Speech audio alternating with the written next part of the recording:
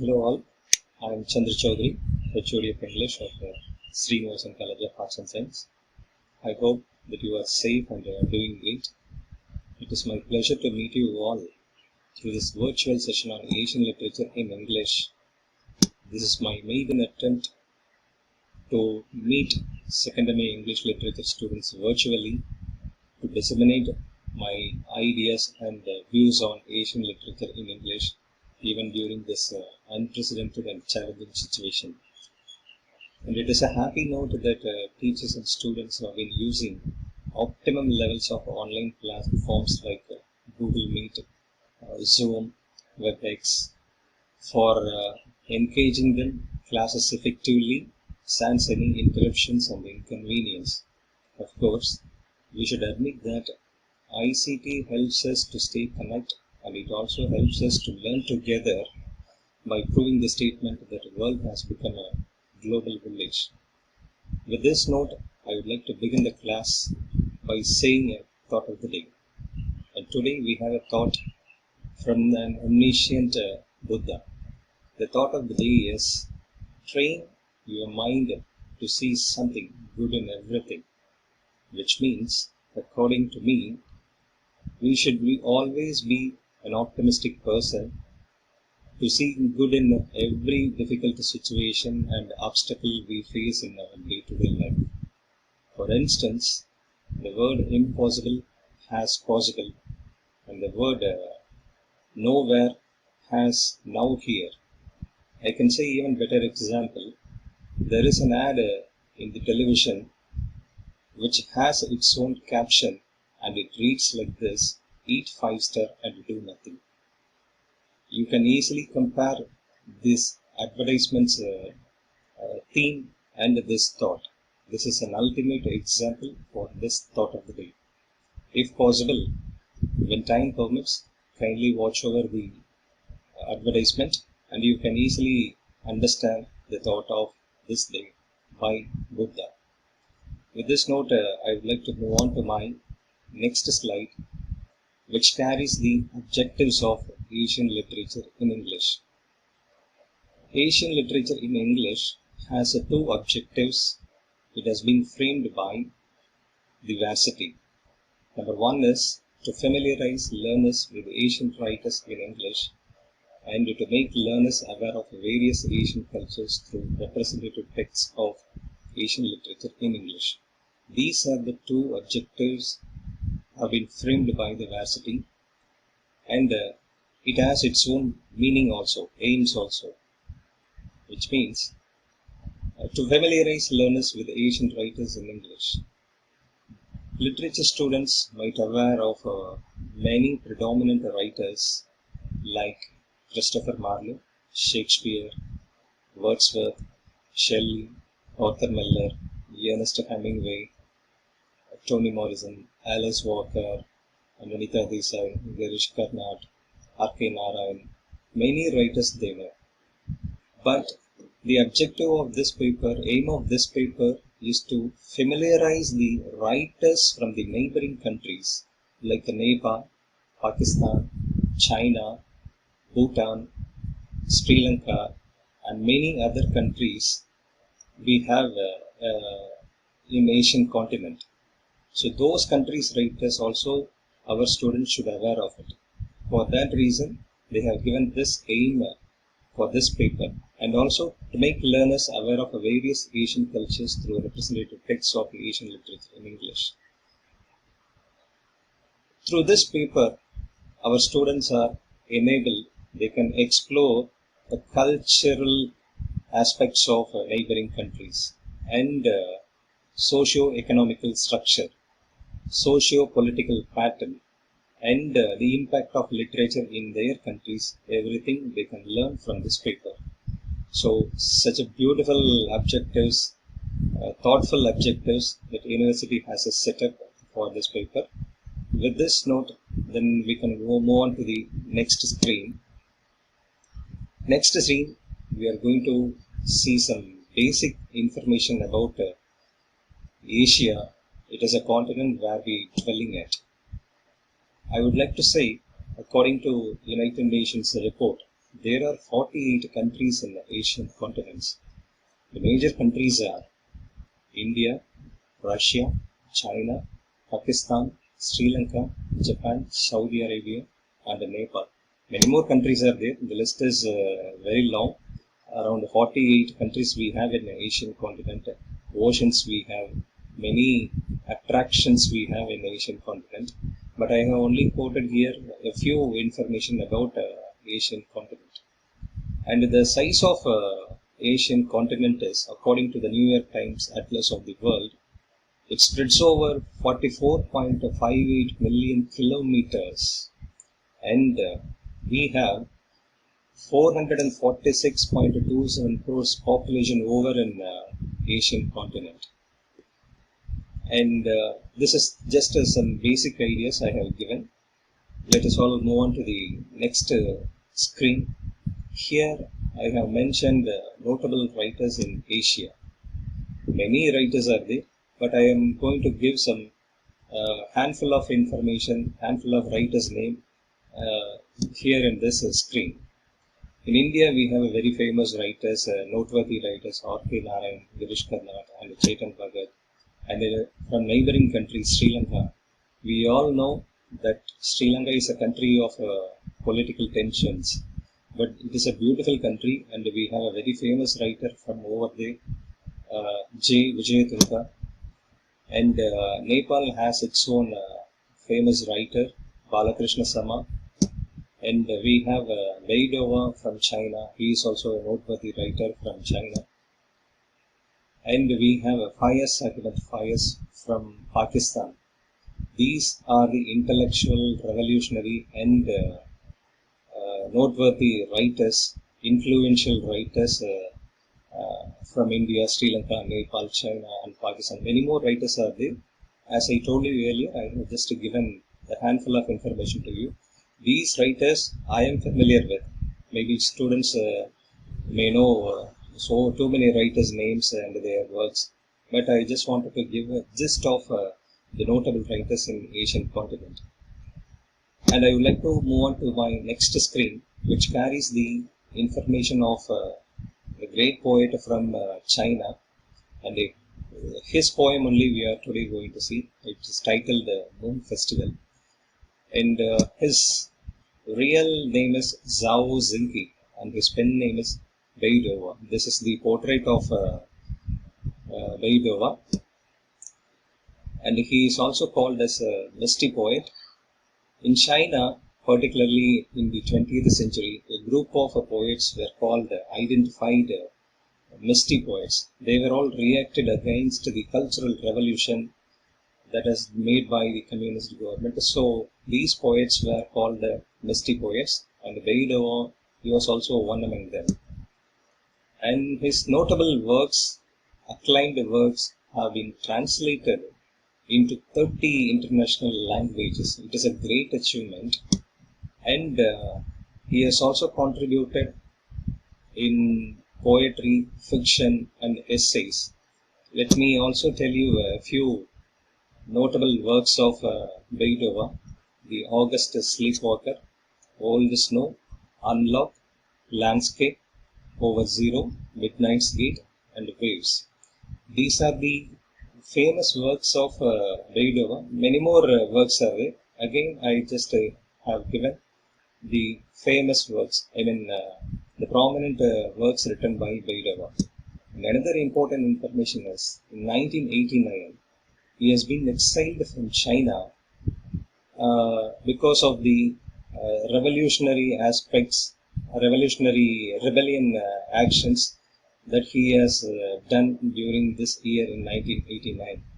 Almost everybody knows very well China is a communist country, and during this year 1989 there was a political turmoil, confusion in China, particularly the capital of China, Beijing. And additional information I just wanted to tell you, even the 14th Dalai Lama also forced to exile from China, and now he is dwelling in Dharmashala, which is in the northern part of India, and he was also forced to exile from China. With this note, I just want to share my next slide, which carries the text of Moon Festival by Beidou. This is the text of Moon Festival.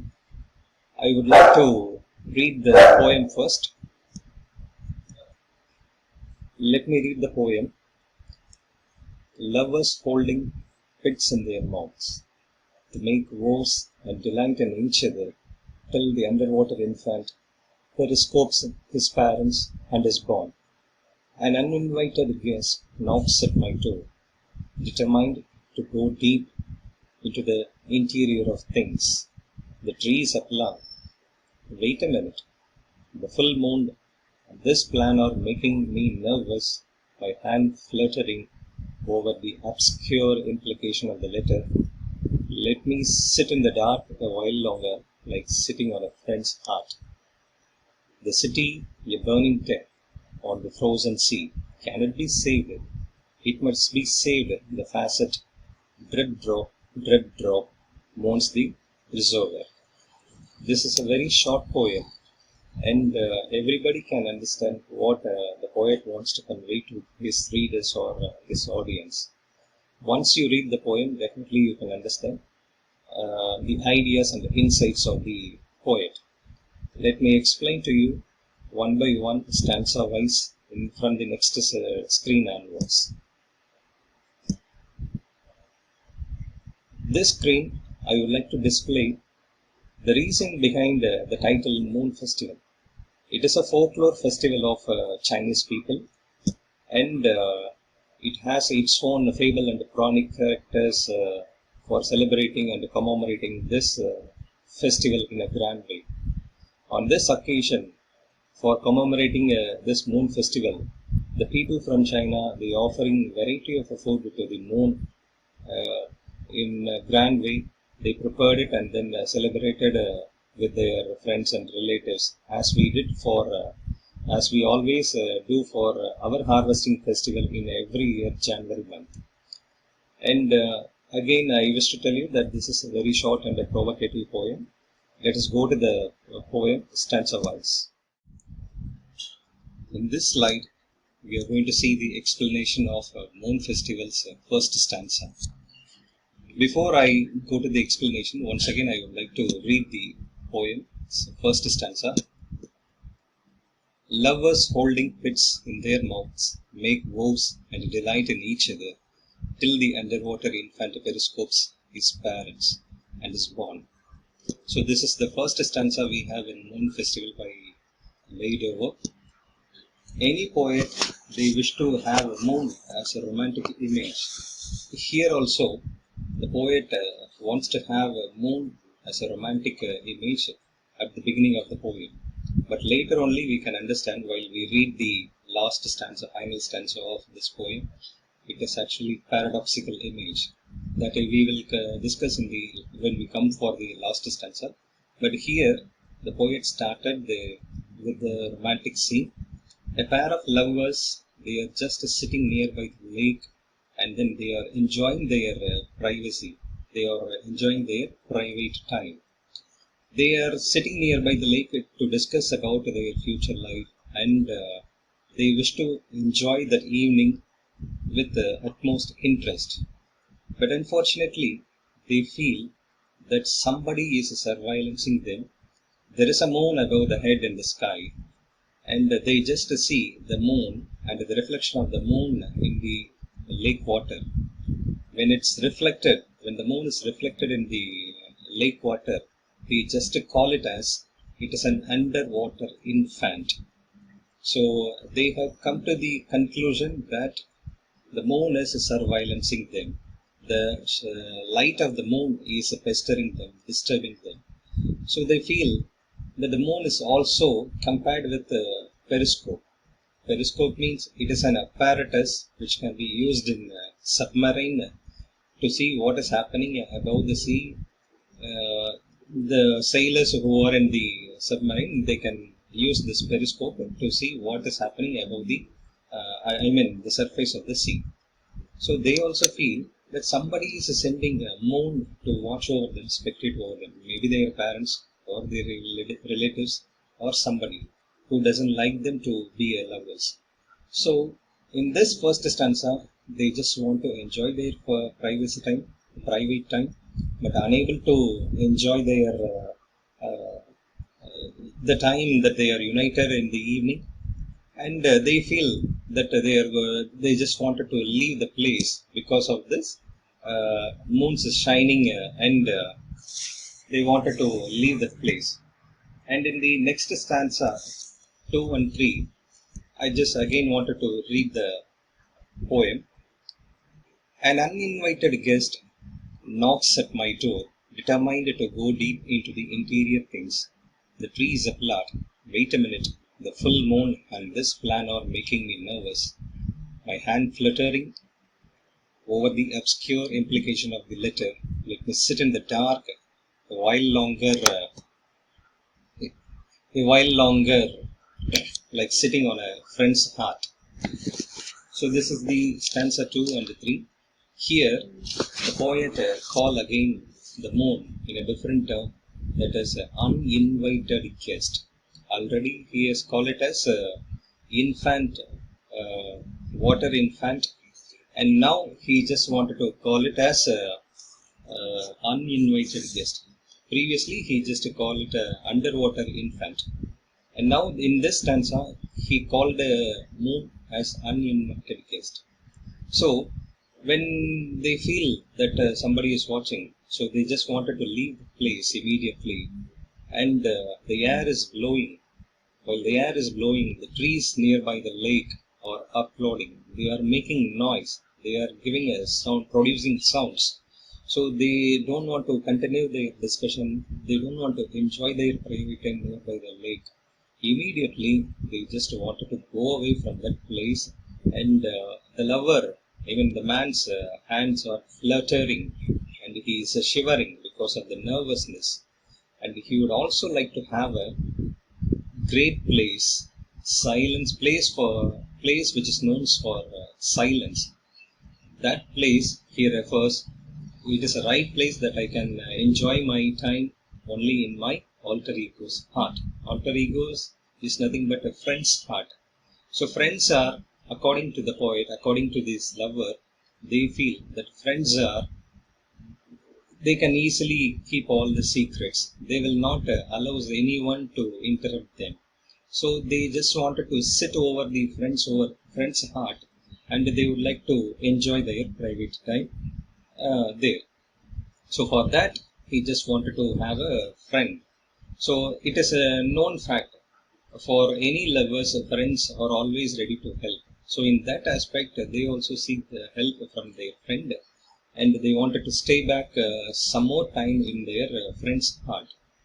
In the next stanza, we are going to see the calamity, the somersault of the poet, the nosedive of the poet.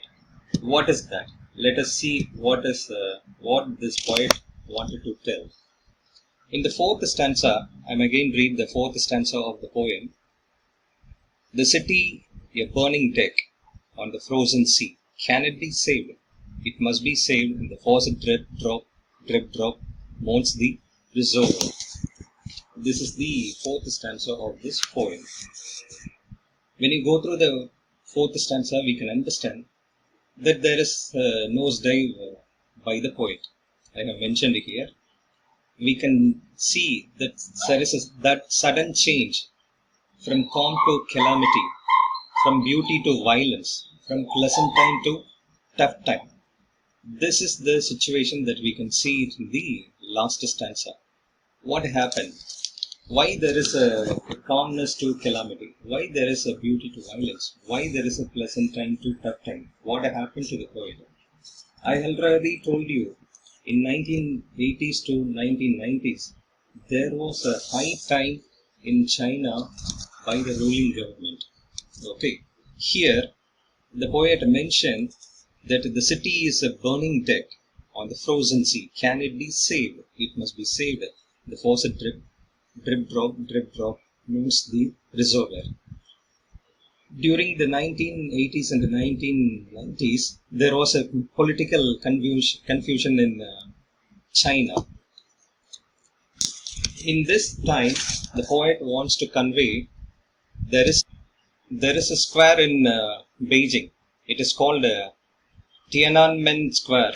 It became a main focus for a large scale of protest, which were crushed by the Chinese government communist rulers.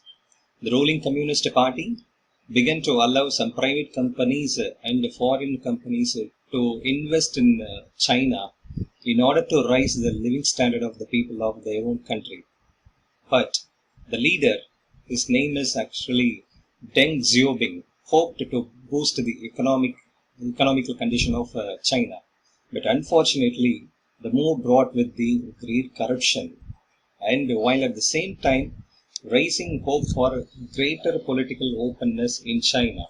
So he just wanted to point out the happening that happened in the 1980s to 1990s, particularly in the year 1989. He wants to mention in this poem that the country, I mean the city, must be saved because Beijing is burning. You can even browse through the website that what happened in the year 1989, why Beijing was burning in the year 1989. So we can get a very clear idea about what happened during that time, particularly countries like China ruled by the communist parties. So here the city is cornered. The Beijing was cornered almost. Almost there were no people to help them. Everybody, they just keep their mouth shut, and then they don't want to open their mouth for their freedom of expression also. As I mentioned already, there was a political confusion in 1989. Nobody were allowed to speak against the government. Everybody, they shut their mouth. And the country must be saved. When it is a country, when there is a ruler for all the people, they should allow the people to speak what they want. But during the 1980s and the 1990s, that was the greatest confusion happened by the rulers of communist rulers in China. So the poet wanted that country must be saved. He was actually mourning for the Beijing. Not only for Beijing, the entire country was collapsed during that time. So he just wanted to give a consolation to his own people. That is why even in 1989, the mystic poets were exiled from China. And I would like to conclude the treatment of moon here is absolutely controversial, because even whoever wants to write a poem about lovers, they just have a moon as a romantic image, and they just have it as a pleasant mood as moon. But here, the poet is completely controversial, and the moon is compared with the telescopes. I already told you it is an apparatus so that we can use it in the submarine to watch over the surface what is happening over there. And the stalking thoughts of the poet is really tough. And this poem is also a paradoxical. Initially, we thought while we start reading the first stanza of the poem that poet is going to give some romantic mood to his readers. But slowly, he just changed the mood of the poem, and at last he just concluded he has written this poem that is only for the people of the citizens of China, and particularly the people of Beijing. He compared a lover with their people, how the lovers were very much suffered by the light of moon. The same way the people of China and Beijing also, they are afraid because of the communist rulers, because of their policies for raising the economic and living standard of the people. For that only, they just wanted to write this poem, which is titled Moon Festival. It is completely paradoxical, and while we go through the Moon Festival from the first line to last line, it is full of ambiguity, and we cannot understand at the first time. But anyway, this is a wonderful attempt that he compared lovers with the people of the country. With this note, I just wanted to conclude my video, and I believe that everybody is very safe and stay safe. Always follow the protocols which is being given by the government of Tamil Nadu, government of India, even World Health Organization. This is actually, as I told you in the very first minute, I made an attempt, and this is a new experience, new and exciting experience for me as well as the students also. Hope if there is any mistake, definitely we will correct it in the next video. And take care, stay safe, and thank you for watching this video. Thank you all.